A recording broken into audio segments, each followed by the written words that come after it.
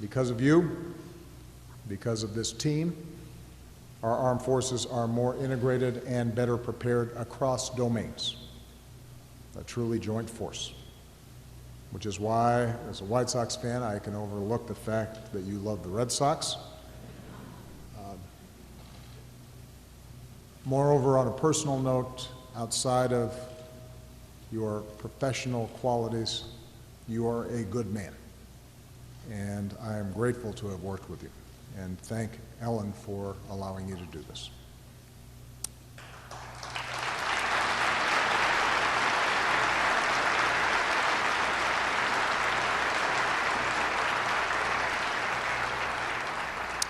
To members of Congress, Vice President Biden, who along with Jill has known the love and the pride and the sacrifice of a military family.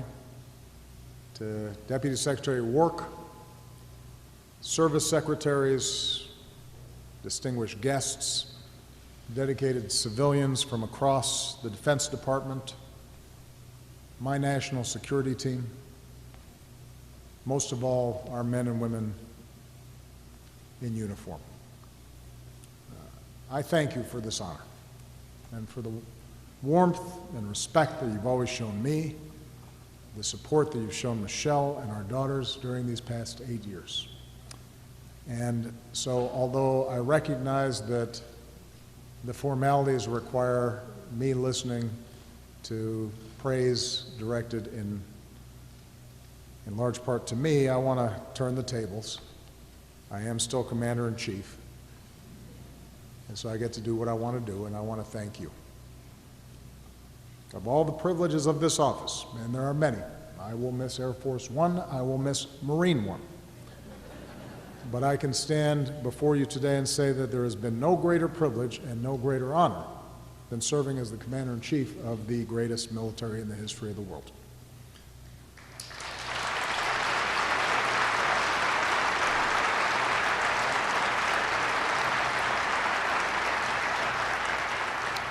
When I took office, I noted that presidents and those of you in uniform swear a similar oath to protect and defend this country and the Constitution that we cherish.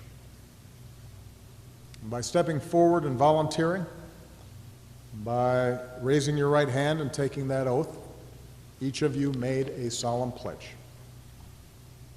You committed yourself to a life of service and of sacrifice. And I, in turn, made a promise to you, which, to the best of my abilities, I've tried to uphold every single day since, that I would only send you into harm's way when it was absolutely necessary, with a strategy and well-defined goals, with the equipment and the support that you needed to get the job done, because that's what you rightfully expect, and that is what you rightfully deserve. I made that pledge at a time when less than 1% of Americans wear the uniform. Fewer Americans know someone who serves. And as a result, a lot of Americans don't see the sacrifices you make on our behalf. But as Commander-in-Chief, I do. I've seen it when I look into the eyes of young cadets, knowing that my decisions could very well send them into harm's way. I've seen it when I visited the field in Bagram, in Baghdad, far from your families, risking your lives so that we can live ours safely and in freedom. And so you have inspired me, and I've been humbled by you consistently. And I want every American to know what I know. Through year after year after year of continuous military operations, you have earned your place among the greatest generations. The list of accomplishments that Joe and Ash so generously mentioned, they're because of you. It's what I tell my staff. I'm the front man. But you're the ones doing the work. Because of you, our alliances are stronger. from Europe to the Asia Pacific. Because of you, we surged in Afghanistan, trained Afghan forces to defend their country, while bringing most of our troops home. Today, our forces serve there on a more limited mission because we must never again allow Afghanistan to be used for a safe haven in attacks against our nation.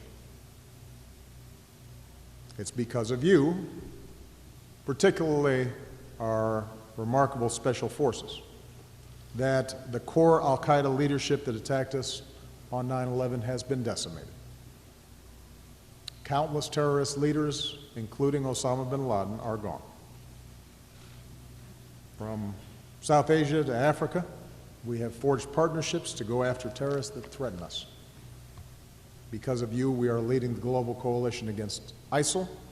These terrorists have lost about half of their territory. They are losing their leaders. Towns and cities are being liberated, and I have no doubt this barbaric terrorist group will be destroyed because of you. You've shown that when it comes to fighting terrorism, we can be strong and we can be smart. Not by letting our forces get dragged into sectarian conflicts and civil wars, but with smart, sustainable, principled partnerships. That's how we brought most of our troops home, from nearly 180,000 troops in Iraq and Afghanistan down to 15,000 today. That's how, even as we've suffered terrible attacks here at home, from Boston to Orlando, no foreign terrorist organization has successfully planned and executed an attack on our homeland these past 8 years.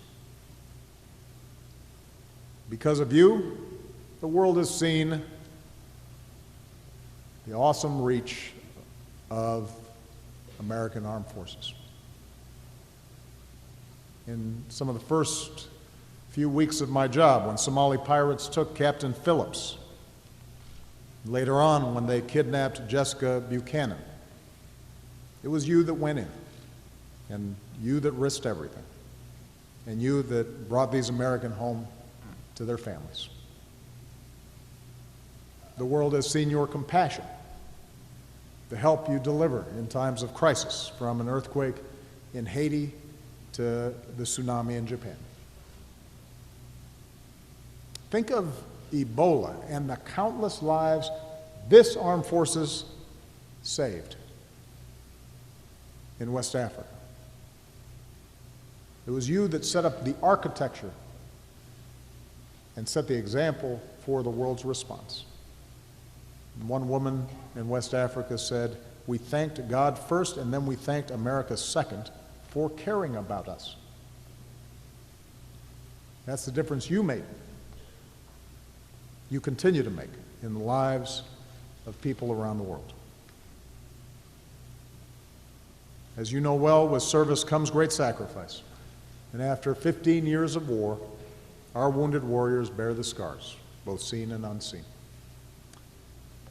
In my visits to their bedsides and rehab centers, I have been in awe watching a wounded warrior grab his walker and pull himself up, and through excruciating pain take a step and then another. Or hearing troops describe how they grappled with post-traumatic stress but summoned the strength to ask for help.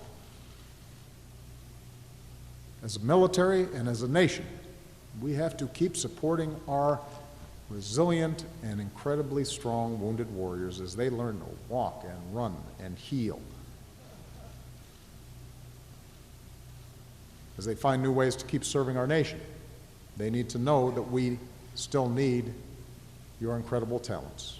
You've given so much to America, and I know you have more to give. And then you have not seen the depths of true love and true patriotism until you've been to Dover. When our troops receive our fallen heroes on their final journey home. Until you have grieved with our Gold Star families who've given a piece of their heart to our nation.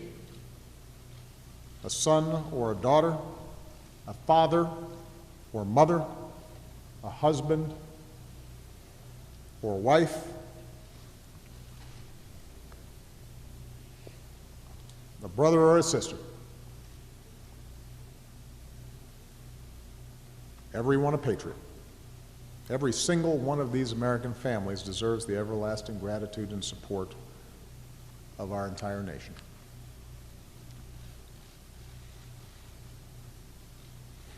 Today, after 2 major ground wars, our armed forces have drawn down, and that is natural and it is necessary. And after reckless budget cuts of sequester, we need to keep improving the readiness and the training and modernizing our forces. So let me take this opportunity, while I still have it, to appeal to our friends from Congress who are here. We cannot go back to sequestration. There's a responsible way forward, investing in America's strengths, our national security, and our economic security. Investing in the reform and the equipment and the support that our troops need, including the pay and the benefits and the quality of life and the education and the jobs that our troops and our veterans and all of your families deserve. But make no mistake, even with the challenges of recent years, and there have been challenges, our allies and adversaries alike understand America's military remains by far the most capable fighting force on the face of the earth. Our Army, tested by years of combat, is the best trained and best equipped land force on the planet. Our Navy is the largest and most lethal in the world, on track to surpass 300 ships. Our Air Force, with its precision and reach, is unmatched. Our Marine Corps is the world's only truly expeditionary force. Our Coast Guard is the finest in the world.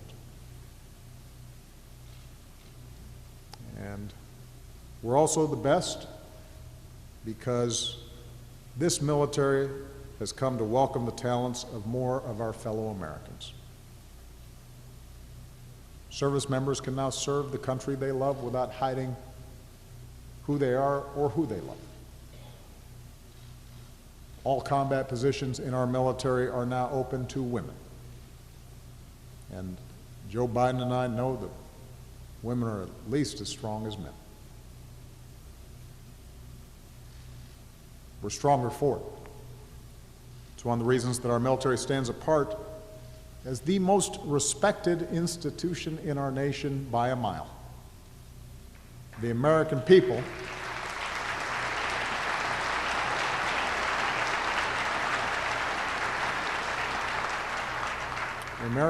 look up to you and your devotion to duty and your integrity and your sense of honor and your commitment to each other.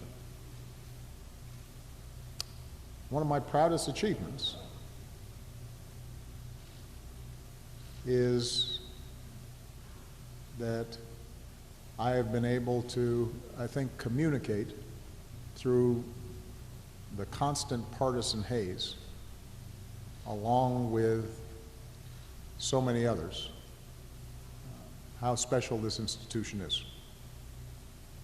And the esteem in which our military is held has held steady and constant and high throughout my presidency. And I'm very grateful for that, because you remind us that we are united as one team. At times of division, you've shown what it means to pull together.